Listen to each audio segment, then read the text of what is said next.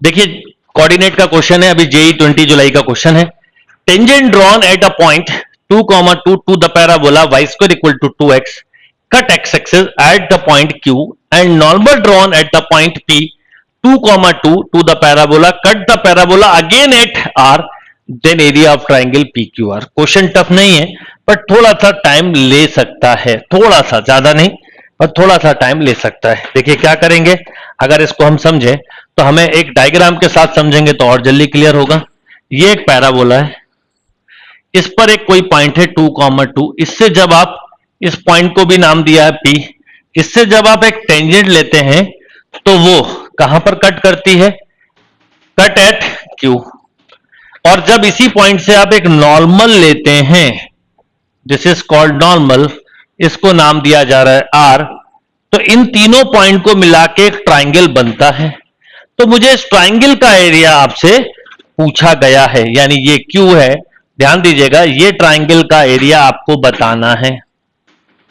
क्या करेंगे, logic simple है कि आपको टेंजेंट की इक्वेशन से इस पॉइंट के कोऑर्डिनेट मिल जाएंगे, एक कोऑर्डिनेट ऑलरेडी है, और नॉर्मल की इक्वेशन को यहां पुट कर दोगे तो आपको पी एंड के कोऑर्डिनेट भी मिल जाएंगे। अगर तीन एंड के कोऑर्डिनेट पता है तो एरिया ऑफ ट्राइंगल निकाला जा सकता है। सबसे अच्छा तरीका है, चाहे तो आप डिफरेंशिएट कर लें, देखिए कई सारे, या t इक्वल टू 0 से भी निकाल सकते हैं। तो अगर मैं इसको डिफरेंशिएट करूं तो 2y into d y by d x equal to 0, yes और नो, या ऐसा भी, सॉरी 0 बोल रहा हूं, इक्वल टू 2, तो d y by d x is 1/2 y, 1/2 ऐसा हो जाएगा कि 2 से 2 कैंसिल और y की वैल्यू 2 है।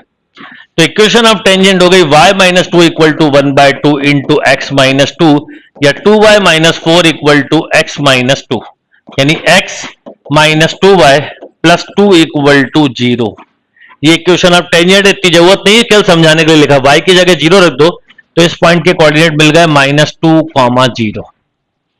अब इस टेंजेंट की नॉर्मल क्या होगी, तो simple 2x plus y equal to lambda, passing through perpendicular 2, 2, तो 2 और 2 रख दीजिए, तो 4 प्लस 2 6, तो लेमडा की वैल्यू आ गई 6, तो 2x plus y equal to 6, या 2x की वैल्यू बोल सकते हो 6 माइनस वाई बेटा, यस और नो, 6 माइनस वाई।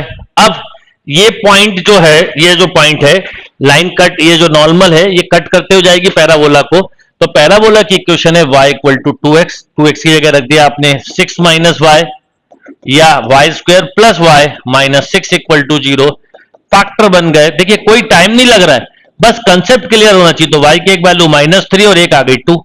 अब इधर की बात कर रहे हैं, इधर की तो बात कर नहीं रहे, 2 वाला तो ऊपर ही है, तो ये हो गया -3 वाला। तो अब आपने यहां पर रख दिया y की वैल्यू -3, तो y की वैल्यू को जब -3 रखते हैं तो x की वैल्यू कितनी आ जाती है, माइनस माइनस प्लस, तो 9/2। अब आपके पास अगर 3 वर्टेक्स हैं तो क्या आप एरिया ऑफ ट्राइंगल नहीं निकाल सकते हैं, बिल्कुल निकाल सकते हैं, और वो भी वो सिंपल फॉर्मूले से जो हमने पढ़ा है। मैं हमेशा इसलिए आपको बोलूंगा कि फाउंडेशन स्ट्रांग होगा तो आप क्वेश्चन बहुत इजीली कर सकते हैं।